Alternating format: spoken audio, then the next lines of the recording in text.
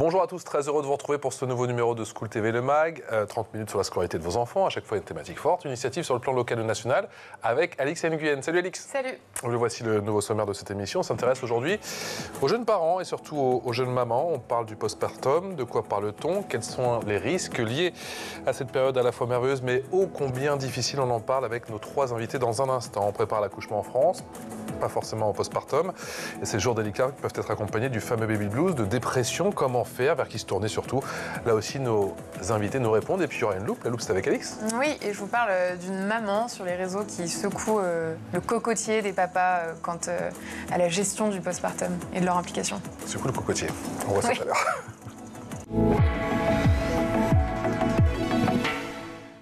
L'expression orale avec nos invités, avec Alix bien sûr, Élise Marsan, présidente de l'association Maman Blues, co-autrice du livre Dépression postpartum, la face cachée de la maternité. C'est aux éditions Larousse. Larousse. Et c'est coécrit donc avec Chloé Bedoué. Bedoué, c'est bien de le préciser. Fanny Jacques, bonjour, merci d'avoir accepté notre invitation. Vous êtes Bonjour. médecin, psychiatre spécialisé dans le périnatal, fondatrice de Doctopsy, et vous avez également cofondé Mon Sherpa. Mon Sherpa, et c'est quoi? Mon Sherpa, c'est une application qui accompagne les personnes en souffrance psychologique, dont les dépressions du postpartum. Promis, c'est fini pour l'interro surprise. Non, ça fait que commencer. On continue avec notre troisième invité via Skype. Bonjour Nathalie Léon, merci d'avoir accepté notre invitation. Vous êtes médecin en centre d'évaluation, soins et recherche en psychiatrie périnatale, coordinatrice scientifique sur le projet, on dit PATH, c'est ça? Oui, tout à fait. Perinatal Mental Health, c'est ça, France? C'est quoi ce projet, s'il vous plaît? Alors donc, oui, tout à fait. Donc c'est un projet dont j'ai coordonné le volet français au sein du centre collaborateur de l'OMS pour la recherche et la formation en santé mentale à Lille. Et c'est un projet donc européen qui associait 4 pays, la France, la Belgique, les Pays-Bas et le Royaume-Uni, et dont l'objectif était vraiment de partant du constat d'un sous-diagnostic, un défaut de prise en charge et une méconnaissance en fait de la dépression du postpartum, eh bien, de créer différents outils pour sensibiliser à la fois les futurs et nouveaux parents, mais aussi les professionnels de santé et également les employeurs aux enjeux de la santé mentale parentale en période périnatale. On va y venir en détail tout à l'heure, mais rapidement, quatre outils principaux, une BD, un MOOC, un podcast, PAF, et une brochure d'information, c'est ça? Tout à fait. Oui, qu'on a construit avec différents partenaires et dont l'association Maman Blues. Et je profite de nos échanges pour remercier Élise Marsan qui a été vraiment très contributrice dans le cadre de ce projet. Eh bien, ça commence. Vous avez réussi à me faire sourire, Élise. C'est magnifique. C'est quoi, Élise, le postpartum? Alors, le postpartum, c'est la période qui suit la naissance de l'enfant, qui est une période... 6 semaines, on dit en général, ou c'est variable, ça? Il y a plusieurs écoles. En fait, aujourd'hui, on ne sait pas réellement combien de temps il dure. 3 ça ans. dépend. Voilà, il y a certaines personnes, dont Anna Roy, qui parlent de 3 ans.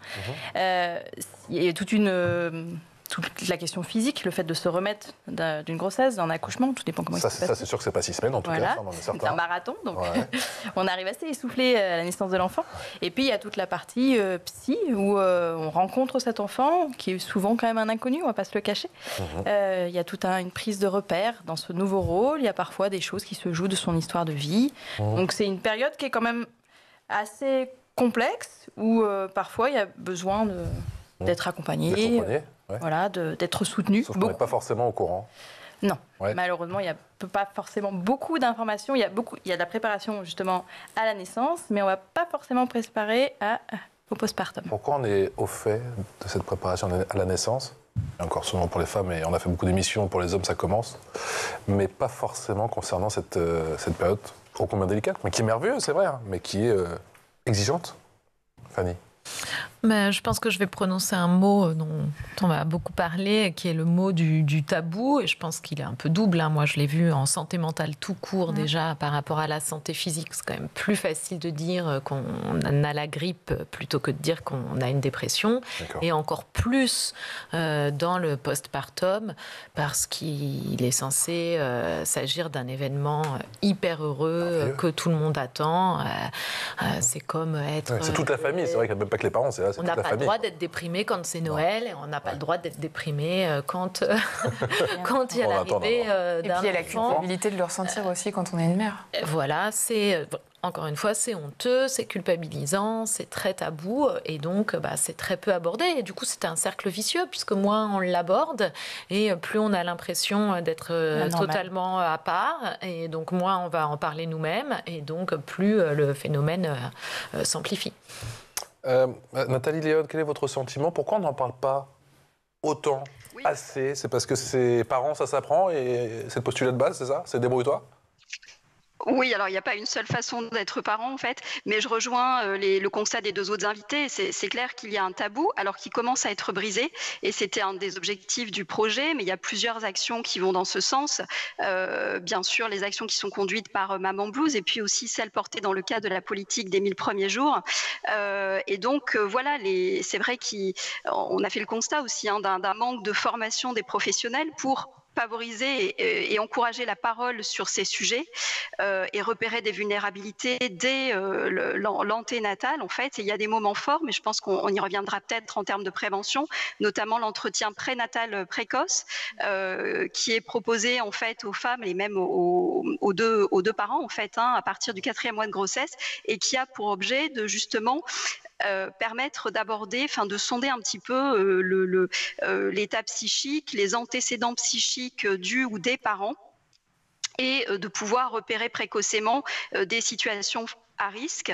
Voilà, donc mais clairement, effectivement, il y a encore une méconnaissance de ces sujets, et puis surtout un tabou. Et c'est vrai, à un moment où, a priori, tout devrait... voilà, il y a aussi sans doute le rôle des réseaux sociaux et donc des images comme ça, des stéréotypes qui sont un petit peu imposés aux parents. Et quand ils remarquent qu'ils ne collent peut-être pas à ces images d'Épinal, ils se sentent, entre guillemets, anormaux, alors que beaucoup de personnes sont concernées. On a toutes et tous une santé mentale et il est important de pouvoir en parler.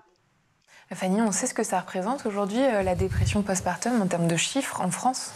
Alors, je vais plutôt parler pour les femmes parce qu'il faut savoir qu'il y a aussi la dépression du postpartum chez l'homme. C'est sous-diagnostiqué. Je ne saurais pas vous dire vraiment un pourcentage, mais chez la femme également, c'est sous-diagnostiqué. Et je pense qu'on est autour de 15%, en tout cas ce sont les chiffres officiels, mais je pense qu'on peut se dire que c'est même au-dessus. Oui, et puis il doit y avoir des sous-catégories même dans le postpartum. Il doit y avoir des nuances de postpartum. Oui, tout à fait. Et puis comme on le disait, c'est pas forcément facile.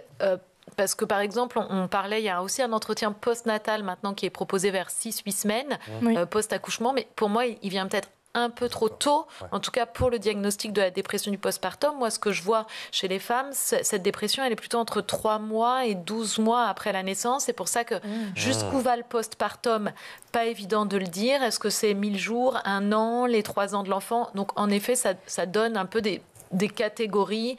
Est-ce aux 2 ans de l'enfant, on parle d'une dépression d'une postpartum ou d'une dépression tout court? Pas évident. Si je peux me permettre, sur les pères, on est entre 8 à 10%. C'est effectivement des chiffres sous-évalués. Il y a toutes les personnes qui n'en parleront jamais. Après, ce qui est complexe, c'est qu'il y a le postpartum et la dépression postpartum. C'est deux choses bien distinctes et parfois, la nuance est assez fine. Une femme peut être en postpartum et pas être pas se sentir très très bien, mais ne pas être en dépression postnatale. Et on sait aussi que les soins qui sont donnés aujourd'hui aux femmes ou aux diades mère-enfant vont généralement jusqu'au 1 an de l'enfant. Sauf que pour certaines femmes, le diagnostic de dépression postnatale va être très tardif. Il va dépasser les 1 an et parfois elles ne peuvent pas prétendre à ces soins parce qu'elles ont dépassé la période de prise en soins. Nathalie Léon, pour que l'on comprenne bien, c'est quoi, notamment sur les effets du cerveau, le postpartum pour une jeune maman? Alors, je suis pas neurobiologiste, donc je vous expliquerai pas tous les bouleversements en fait au niveau du cerveau, mais clairement à ce moment-là, c'est sûr qu'il y a en fait l'arrivée d'un enfant, c'est un bouleversement effectivement biologique, hormonal, psychologique, social aussi. Voilà, des nouvelles responsabilités, un nouveau rythme de vie. Donc il faut s'ajuster, et même quand on n'a pas d'antécédents, c'est très compliqué. Enfin, c'est pas toujours facile. Mais par contre, si je peux me permettre, donc je rebondis aussi sur ce que que disait Élise Marsand, qui est très important, c'est effectivement faire la différence entre baby blues et dépression du postpartum. Baby blues, c'est pas un trouble psychique, hein, c'est justement lié à ces variations, notamment hormonales, dans le postpartum. Ça concerne 50 à 80% des nouvelles, des femmes après l'accouchement, généralement entre le 2e et 4e jour après l'accouchement, mais ça doit durer que quelques jours. Ça consiste en une variabilité de l'état émotionnel, passer du rire aux larmes, avoir de l'anxiété, de l'irritabilité, de la fatigue, des troubles du sommeil, avoir des craintes d'être une bonne mère, se sentir dépassée. Mais si on voit en fait que cet état, il s'intensifie et il se prolonge au-delà de 15 jours, il faut être très vigilant parce qu'il faut éventuellement dépister à ce moment-là une dépression du postpartum. Et aussi par rapport à ce que disait ma collègue, effectivement, il y a 2 pics de dépression du postpartum, d'incidence entre 2 et 4 mois. C'est pour ça que quand même l'entretien postnatal précoce est quand même bien positionné. Mais effectivement, il y a un autre pic entre le 6e et 9e mois dans le postpartum. Et aussi, il ne faut pas oublier qu'il y a la dépression des pères et la dépression du postpartum de la partenaire est le facteur de risque majeur de la dépression. Qu'est-ce qu'il faut mettre en place justement pour tenter d'accueillir, d'accompagner effectivement cette période de postpartum? Alors, ce qui revient beaucoup quand les femmes se confient, quand elles parlent de difficultés qu'elles peuvent rencontrer, c'est l'isolement. Il y a vraiment un facteur qui est important. Alors, on peut être très entouré, mais être isolé psychiquement. Donc on peut avoir toute la famille à la maison. Alors pire d'ailleurs, parfois, de se sentir isolé alors qu'on est entouré. Mais c'est surtout que c'est comme si l'accouchement, c'était le point de mire. On y est, c'est fait, le bébé est là. Ensuite, il n'y a pas forcément d'accompagnement. On commence à développer vraiment cette question-là d'accompagnement des parents, l'allongement du congé du coparent. Voilà, il y a des choses qui sont mises en place. Mais on est encore dans une société où il faut un village et en fait, le village n'est pas forcément là. Mais comment on trouve les villageois? Comment on trouve les personnes ressources? Et c'est justement sur cette question de préparation à la naissance où je me dis, où l'association pense aussi que c'est bien aussi de connaître les ressources qu'on a autour de soi avant de donner naissance à cet enfant, de savoir que si j'allaite cet enfant, je peux aller vers telle association. Si j'ai besoin de rencontrer d'autres femmes, il va y avoir telle association. C'est de connaître le réseau. Le pédiatre, il faut le trouver aussi avant, j'imagine. Voilà, mais c'est d'avoir déjà constitué, alors c'est triste de se dire une team, une équipe. Voilà, une team qui soit présente et qui puisse répondre. Et pas juste venir à la maison en disant, bon, on se met les pieds sous la table et on boit un coup. Non, c'est aussi de se dire que cette équipe-là, elle va pouvoir prendre le relais, le temps d'un rendez-vous, parfois juste garder le bébé parce que la maman n'a pas pu se doucher depuis 2-3 jours. Enfin, voilà. Il y a des choses qui sont simples. C'est-à-dire que le postpartum, ça s'écrit? Il faut l'écrire, pourquoi pas avec son conjoint? Alors c'est très singulier, c'est très individuel, familial. Toutes les femmes n'ont pas les mêmes besoins, mais c'est quand même mieux d'avoir en tout cas une idée de où on va. Après, on ne pourra jamais écrire le fait de comment ça va se passer avec ce bébé. On ne sait pas. On ne sait pas comment va se passer la rencontre. On sait pas en gros, plus on est organisé, plus on est anticipé et on donne le maximum de chance. Mais il y a quand même une dimension inanticipable. Oui, mais je pense que plus on est peut-être également armé et encore une fois prévenu. La dépression du postpartum, ça fait partie des effets secondaires de la grossesse et de l'accouchement, si je puis dire. Et c'est pas grave et c'est pas de notre faute. Et on peut être pas bien physiquement après un accouchement. On peut aussi être pas bien psychologiquement après un accouchement. Et c'est pas grave, c'est rien du tout. Il faut oser le dire. Et ça, je pense que justement, ça se prépare, comme vous le disiez, en amont. Si on sait qu'il y a des personnes qui seront là, présentes pour nous, parce que finalement, ce sont des choses qui arrivent dans 15% des cas, c'est-à-dire que ce n'est pas un effet secondaire rare, c'est beaucoup plus facile ensuite d'être libre au niveau de sa parole. Donc moi, je pense que déjà, la première pierre de l'édifice, elle est que la maman et le papa sachent que ça existe et que donc c'est OK de ne pas être OK et de le dire et que ce n'est pas de notre faute et que ça ne fait pas de nous un mauvais parent. Nathalie Léon, quand faut-il demander de l'aide ? Effectivement, donc en ce qui concerne la dépression du postpartum, il y a un ensemble de signes qui doivent t'alerter. un sentiment de tristesse, une perte d'intérêt ou de plaisir pour les activités habituelles, de la fatigue, de l'insomnie, au contraire, ce qui est plus atypique, mais plus dormir, une perte d'appétit, un amaigrissement, au contraire, une augmentation d'appétit, une prise de poids, se sentir ralenti pour bourger, pour parler, au contraire, une certaine agitation, irritabilité, un sentiment d'inutilité, de culpabilité excessive, des idées noires, avoir peur de se faire du mal, de faire du mal à son bébé, voire des idées suicidaires. Ce sont des signes, des symptômes de dépression qui doivent alerter, surtout quand ils sont présents la plupart du temps au cours de la journée, presque tous les jours, pendant au moins 15 jours en fait. Nathalie, et donc il faut à ce moment-là peut-être pas attendre évidemment que l'ensemble de ces symptômes s'installent pour pouvoir parler de sa souffrance psychique à ses proches, comme ce qui était dit juste avant, mais aussi à la sage-femme qui nous a suivis, aux professionnels de la maternité, à son médecin traitant, au pédiatre aussi, et puis il y a aussi les professionnels de la PMI qui peuvent être d'une grande aide à ce moment-là. Nathalie, est-ce qu'on peut faire un lien entre un accouchement difficile et la dépression postpartum ou ça n'a aucun rapport ? Alors ça fait partie, c'est vrai qu'on n'a pas abordé les facteurs de risque, mais effectivement un accouchement vécu comme traumatisant, ça fait partie des facteurs de risque de la dépression périnatale et postnatale en particulier. C'est l'heure de la loupe, et la loupe c'est avec Alix.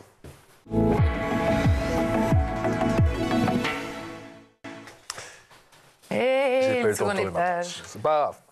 Alix, aujourd'hui sur TikTok, une maman américaine a dressé une liste de tâches à confier au papa pendant le postpartum. Exactement. Melissa Messer, oui, elle est longue et encore, elle est concise. Elle le souligne avec humour. Il s'agit du strict minimum qu'un père devrait faire pour soutenir sa partenaire. Regardez ce que ça donne. J'ai tout fait. I know at night, it's like, what can I do? Like, I can't feed the baby if, like, she's breastfeeding. Wake up in the middle of the night for moral support, you know? Like, make sure, next on the list, tell her she's a good mom, like, at least 3 times a day, minimum. It can feel lonely to be up in the middle of the night with just the baby. Like, just make sure you give her a pat on the back. Laundry and housework, like, if you, especially this is your first child, you should be keeping up with this a lot. Like, also changing diapers, making sure you take baby so that she can shower and nap whenever she wants and stuff like that. That's kind of like a given. Et Melissa aborde aussi le cas des familles qui ont déjà des enfants et explique que les responsabilités peuvent être redistribuées. Les pères peuvent se concentrer davantage sur les enfants plus âgés. Elle précise que tout l'enjeu sera ici de ne pas négliger pour autant le nouveau-né et la maman, en lui demandant régulièrement si elle a besoin d'aide, par exemple. Le village, Alix, le village. Quelques exemples pour montrer l'importance du rôle du père ou du partenaire durant le postpartum. Selon le rapport des 1000 jours publié en 2020, présidé par le neuropsychiatre Boris Cyrulnik, l'implication du père avec le bébé a des effets positifs sur son développement. La présence du père réduit le risque d'épuisement psychique et de dépression chez la mère. Il a également été démontré que seuls les pères ayant passé plusieurs semaines avec leur bébé entre la naissance et l'âge de 4 mois sont capables de reconnaître les pleurs de leur propre bébé parmi d'autres bébés. Et puis des études menées dans plusieurs pays nordiques montrent aussi que s'occuper d'un bébé rend les pères plus confiants en tant que parents et plus compréhensifs envers les tâches domestiques. Comment appréhender le postpartum quand on est père ? Je démarre en quelques instants. Vous avez 2 jours. Voilà, c'est ça. Non, moi, première chose que je vois au-delà pour cette influenceuse, au-delà du fond et des conseils qu'elle propose, moi, je trouve ça sympa, la forme. Encore une fois, ça permet de déstigmatiser, de casser cette image merveilleuse de la maternité, etc. Donc, je trouve que ce sont des très bonnes initiatives.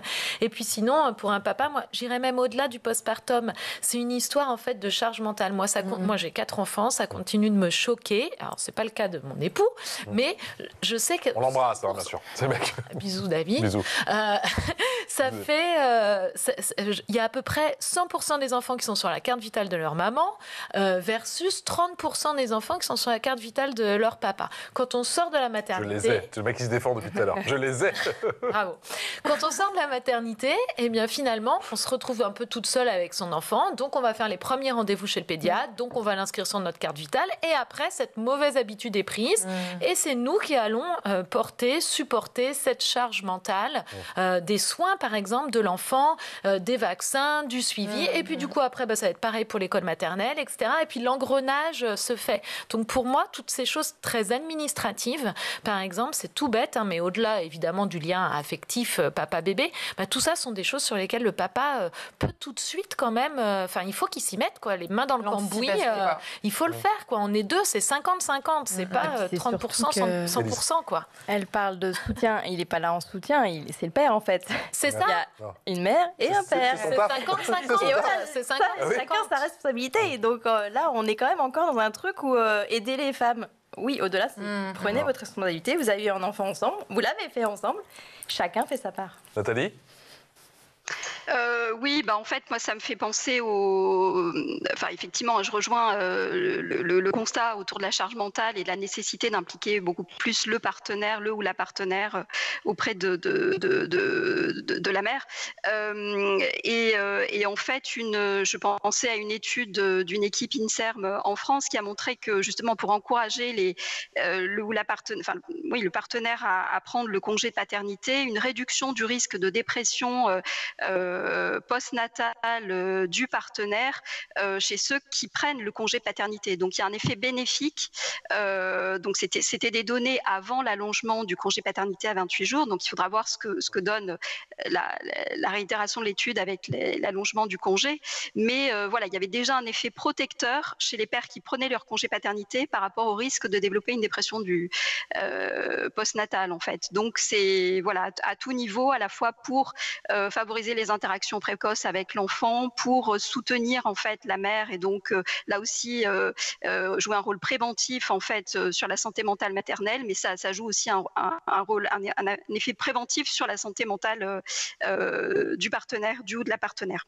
Nathalie, je rappelle que vous êtes effectivement coordinatrice scientifique sur le projet PAF France, même PAF européen. On a parlé des 4 outils en début d'émission. La BD, Devenir papa, il y a le podcast PAF, et il y a aussi une brochure d'information santé mentale, grossesse et parentalité. Et puis il y a ce MOOC très intéressant qui est gratuit, c'est ça ?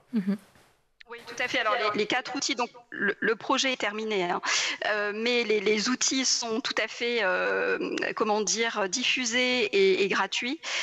Donc, effectivement, cette BD qui a pour vocation à sensibiliser le ou la partenaire, le papa, à sa santé psychique et la santé psychique de la maman.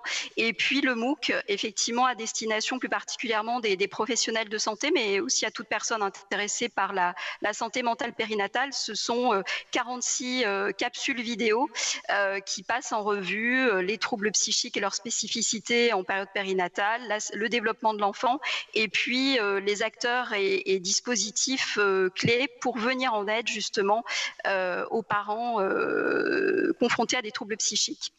Alix. Fanny, l'instinct maternel, c'est une idée reçue ?